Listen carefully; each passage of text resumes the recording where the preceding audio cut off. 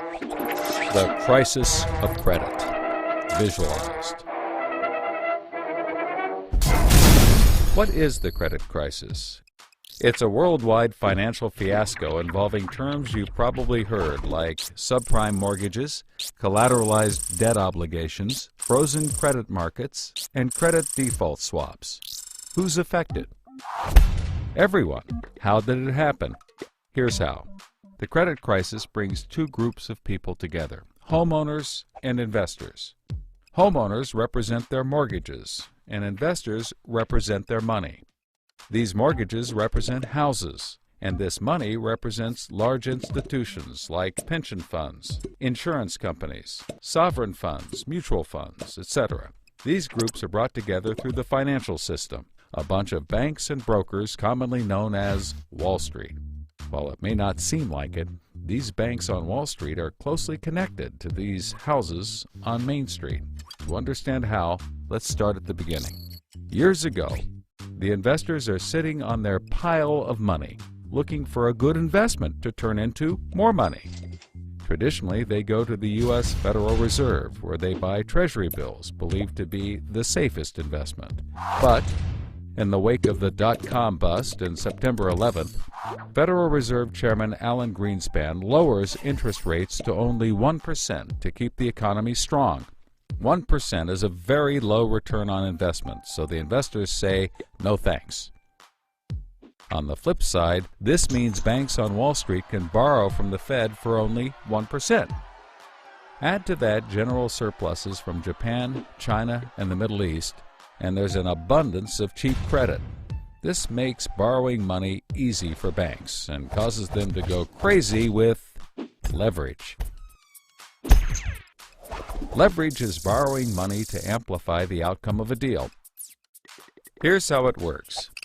In a normal deal, someone with $10,000 buys a box for $10,000.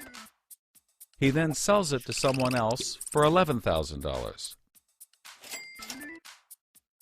For a $1,000 profit, a good deal. But using leverage, someone with $10,000 would go borrow $990,000 more,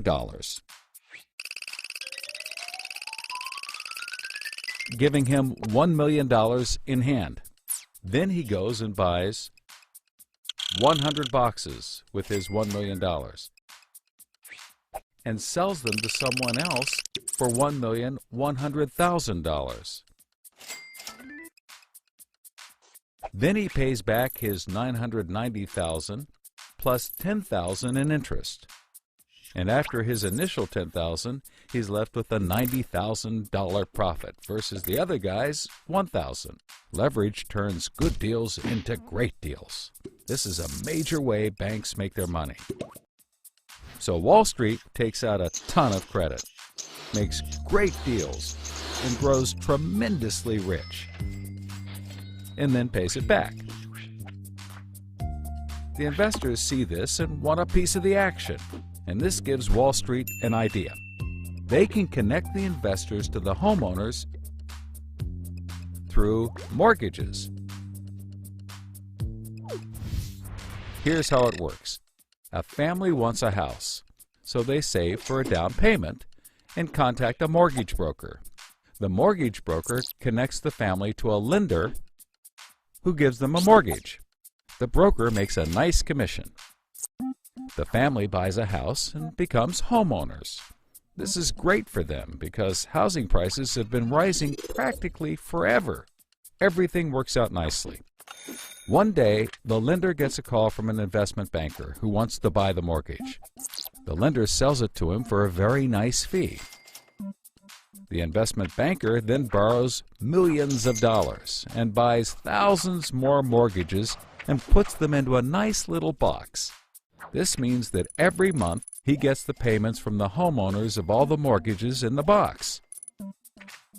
Then he sicks his banker wizards on it to work their financial magic, which is basically cutting it into 3 slices: safe, okay, and risky. They pack the slices back up in the box and call it a collateralized debt obligation, or CDO. A CDO works like 3 cascading trays. As money comes in, the top tray fills first, then spills over into the middle, and whatever is left into the bottom. The money comes from homeowners paying off their mortgages. If some owners don't pay and default on their mortgage, less money comes in and the bottom tray may not get filled. This makes the bottom tray riskier and the top tray safer. To compensate for the higher risk, the bottom tray receives a higher rate of return, while the top receives a lower, but still nice return. To make the top even safer, banks will insure it for a small fee called a credit default swap. The banks do all of this work so that credit rating agencies will stamp the top slice as a safe, AAA rated investment, the highest, safest rating there is.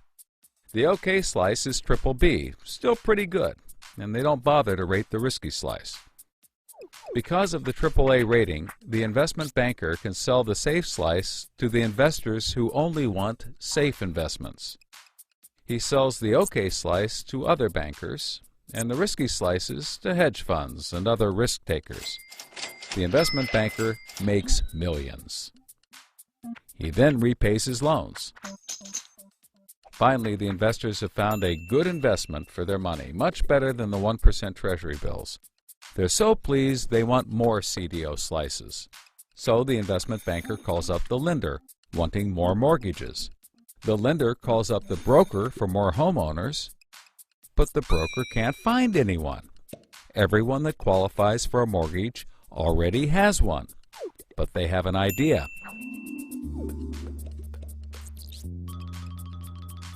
When homeowners default on their mortgage, the lender gets the house, and houses are always increasing in value.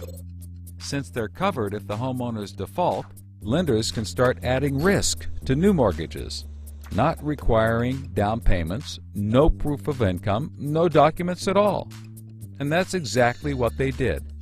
So instead of lending to responsible homeowners, called prime mortgages, they started to get some that were, well, less responsible. These are subprime mortgages. This is the turning point. So, just like always, the mortgage broker connects the family with a lender and a mortgage, making his commission. The family buys a big house. The lender sells the mortgage to the investment banker, who turns it into a CDO and sells slices to the investors and others.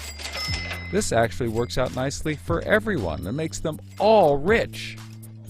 No one was worried because as soon as they sold the mortgage to the next guy, it was his problem. If the homeowners were to default, they didn't care. They were selling off their risk to the next guy and making millions, like playing hot potato with a time bomb. Not surprisingly, the homeowners default on their mortgage, which at this moment is owned by the banker. This means he forecloses and one of his monthly payments turns into a house. No big deal. He puts it up for sale. But more and more of his monthly payments turn into houses. Now there are so many houses for sale on the market, creating more supply than there is demand, and housing prices aren't rising anymore. In fact, they plummet. This creates an interesting problem for homeowners still paying their mortgages. As all the houses in their neighborhood go up for sale, the value of their house goes down, and they start to wonder why they're paying back their $300,000 mortgage when the house is now worth only $90,000. They decide that it doesn't make sense to continue paying, even though they can afford to, and they walk away from their house. Default rates sweep the country and prices plummet. Now the investment banker is basically holding a box full of worthless houses.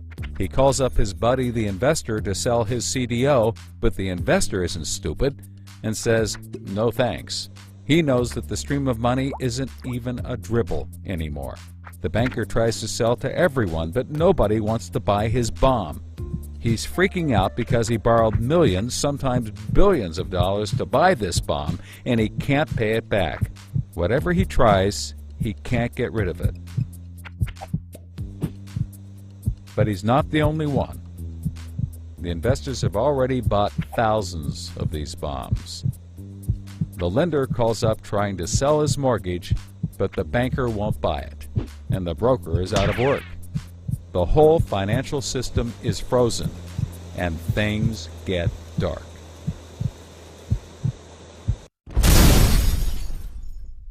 Everybody starts going bankrupt. But that's not all. The investor calls up the homeowner and tells him that his investments are worthless. And you can begin to see how the crisis flows in a cycle. Welcome to the crisis of credit.